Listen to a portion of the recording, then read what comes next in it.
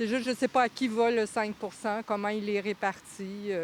De plus en plus de Québécois sont exaspérés de devoir payer pour la sollicitation excessive de pourboires dans tout type de commerce. En faites-vous partie?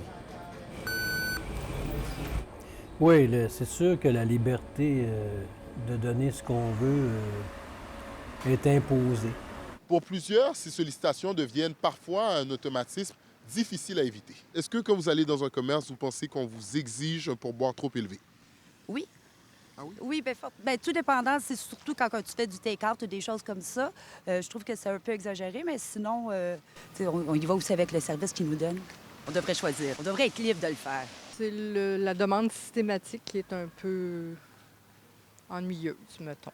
Est-ce qu'il y a des commerces ici puis ailleurs, partout au Québec, où est-ce qu'ils mettent déjà 18, 20, 25 en partant? Ça, j'aime pas ça. Ouais, J'aime pas c'est ça. désagréable. C'est désagréable parce que des fois, ça ne le mérite pas non plus. L'organisme derrière cette étude appelle Québec à resserrer la loi davantage. Ce qu'on propose aussi, c'est d'encadrer les types de commerçants qui peuvent solliciter du pourboire. Donc, l'idée, c'est pas d'interdire à quelconque commerçant de recevoir du pourboire. Un consommateur devrait être libre de donner du pourboire à qui il veut pour remercier pour un bon service. Mais ce qu'on voudrait, c'est encadrer les commerçants qui peuvent solliciter activement du pourboire.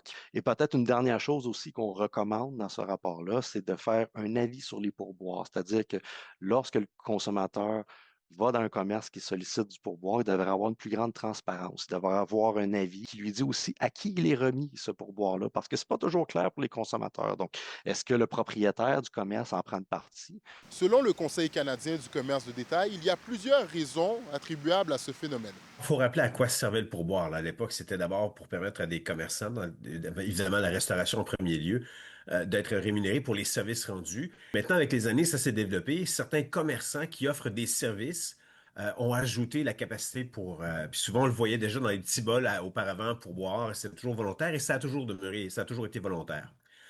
Maintenant, avec le temps, certains ont multiplié les démarches pour rendre ça possible.